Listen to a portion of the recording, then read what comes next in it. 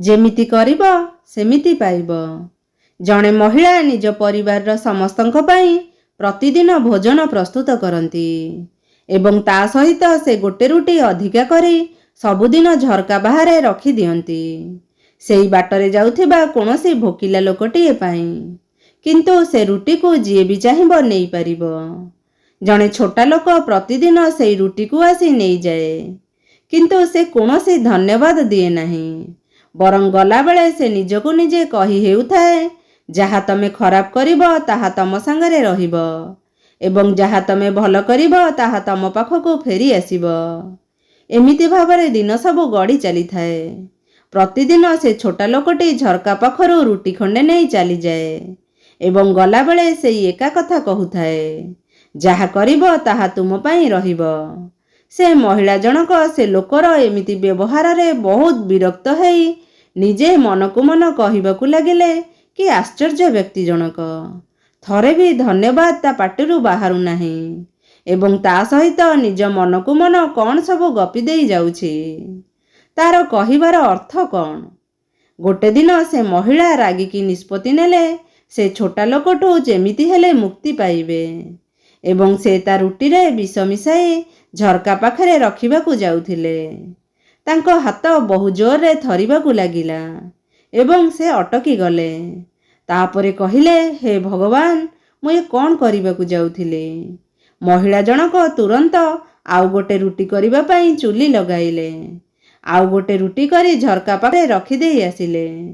ସେ ଛୋଟା ଲୋକଟି ସବୁଦିନ ଭଳି ଆସି ରୁଟି ଖଣ୍ଡେ ନେଇଗଲା ଆଉ ଗଲାବେଳକୁ କହି କହି ଯାଉଥାଏ, ଯାହା ତମେ ଭଲ କରିବ ତାହା ତମ ପାଖକୁ ଫେରି ଆସିବ। ସେ ଲୋକଟି ଜମା ବି ଜାଣିପାରୁନଥିଲେ ଯେ ମହିଳାଙ୍କ ମୁଣ୍ଡରେ କ'ଣ ଚାଲିଛି। ପ୍ରତିଦିନ ଯେତେବେଳେ ସେ ମହିଳା ଝରକା ପାଖରେ ରୁଟି ରଖନ୍ତି, ସେ ଭଗବାନଙ୍କ ପାଖରେ ତାଙ୍କ ପୁତ୍ରର ମଙ୍ଗଳ କାମନା କରିବା ସହିତ ଘରକୁ ଜଲ୍ଦି ଫେରି ଆସିବା ପାଇଁ ପ୍ରାର୍ଥନା କରନ୍ତି। ତାଙ୍କ ପୁଅ ନିଜ ସୁନ୍ଦର ଭବିଷ୍ୟତ ପାଇଁ ବାହାରକୁ ଯାଇଥିଲା। ବହୁଦିନ ହେଇଗଲାଣି ପୁଅର କିଛି ଖୋଜ ଖବର ନଥିଲା। ଠିକ୍ ସେଇଦିନ ସନ୍ଧ୍ୟା ସମୟରେ ମହିଳାଙ୍କ ଘର ବାହାରେ କେହି ଜଣେ କବାଟ ବାଡ଼େଇଲା। ସେ କବାଟ ଖୋଲିଲା ପରେ ଆଶ୍ଚର୍ଯ୍ୟ ହେଇଗଲେ। ଦେଖିଲେ ତାଙ୍କ ପୁଅ ବାହାରେ ଛିଡ଼ା ହେଇଛି ଏବଂ ସେ ବହୁତ ଦୁର୍ବଳ ହେଇଯାଇଛି। ତାର କପଡ଼ା ବି ଚିରି ଯାଇଛି।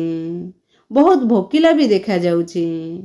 ପୁଅ ତାର ମାଙ୍କୁ ଦେଖି କାନ୍ଦି କାନ୍ଦି କହିଲା, ମା, ମୁଁ ଯଦି ଆଜି ଏଠି ଛିଡ଼ା ହେଇଛି ତାହା ଏକ ଚମତ୍କାର।